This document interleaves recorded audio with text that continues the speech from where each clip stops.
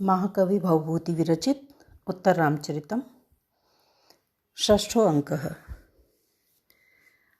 छठा अंक जहाँ प्रारंभ होता है वहाँ पर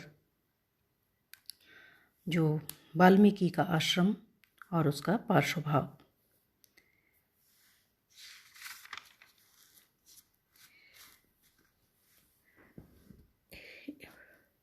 अंक के आरंभ में विमान पर बैठकर विद्याधर और विद्याधरी प्रविष्ट होते हैं और परस्पर वार्तालाप करते हैं। और आगे दिखाया जाता है कि संतप्त राम पुष्पक विमान से उतरते हैं और चंद्रकेतु से आलिंगन करते हुए उसका हालचाल पूछते हैं। चंद्रकेतु लव का परिचय देता है। राम उसकी प्रशंसा करते हैं। वह उनके दुख को विश्राम सा दे रहा है मानो। लव चंद्रकेतु से राम का परिचय पूछता है। उसका परिचय प्राप्त कर लेने के अनंतर वह उनको प्रणाम करता है तथा उसके प्रति चंद्रकेतु के समान व्यवहार करता है। चंद्रकेतु उसके युद्ध की चर्चा करता है और जृंबकास्त्र के प्रयोग की बात बताता है। इससे रामचंद्र जी को कौतूहल होता है। लव रामचंद्र जी के कथनानुसार अस्त्र को प्रशांत कर देता है और इस प्रकार से रामचंद्र जी लव तथा चंद्रकेतु के वार्तालाप से विविध सूचनाएं मिलती हैं। इसी समय क्रोधित कुश का प्रवेश दिखाया जाता है और वो लव से युद्ध के विषय में प्रश्न करता है। लव उसे शांत रहने के लिए कहता है क्योंकि वहाँ रामचंद्र जी उपस्थित हैं। रामचंद्र जी उसके व्यक्तित्व से प्रभावित होते हैं। लव के कथनानुसार कुश उसको पिता संबोधन कर प्रणाम करता है। राम उसका आलिंगन करते हैं। इसी समय मध्याह्न हो जाता है। लव रामचंद्र जी से साल वृक्ष की छाया में बैठने के लिए कहता है और सब वहाँ घूमकर बैठ जाते हैं।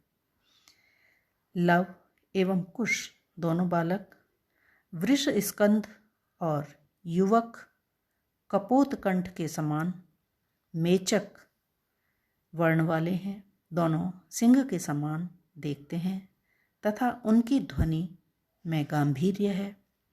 उनमें सीता देवी की झलक दिखलाई देती है। बस वे सीता परित्याग के स्थान वाल्मीकि आश्रम और सीता जी के गर्भकालीन चिन्हों से इस निष्कर्ष पर आते हैं कि ये दोनों बालक उनके ही पुत्र हैं। जृंबकास्त्र का प्रयोग भी इस विचार को दृढ़ कर देता है। सीता स्मृति में राम रोने लगते हैं। लव एवं कुश परस्पर उनके रुदन के विषय में बातचीत करते हैं। इसी बीच रामचंद्र जी आदि कवि वाल्मीकि द्वारा प्रणीत रामायण के कतिपय अंश सुनने की इच्छा करते हैं। सर्वप्रथम कुश 2 श्लोक सुनाता है जो कि सीता और रामचंद्र जी के मधुर दाम्पत्य जीवन से संबंधित हैं। तदनंतर एक श्लोक लव सुनाता है जो कि चित्रकूट मार्ग में मंदाकिनी विहार के अवसर पर रामचंद्र जी की उक्ति है। ये सुनकर राम स्तंभित हो जाते हैं।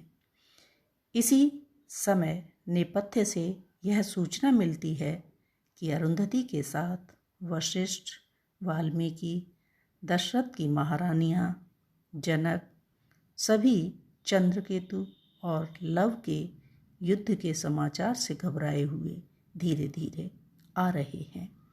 राम व्याकुल हो उठते हैं और उनके स्वागत के लिए तत्पर हो जाते हैं और यहीं पर छठा अंक समाप्त हो जाता है और इस प्रकार से पुनः संपूर्ण परिवारीजनों का मिलाप होता है और इस प्रकार से नाटक अपनी पूर्ण गरिमा को प्राप्त करते हुए संपन्न होता है।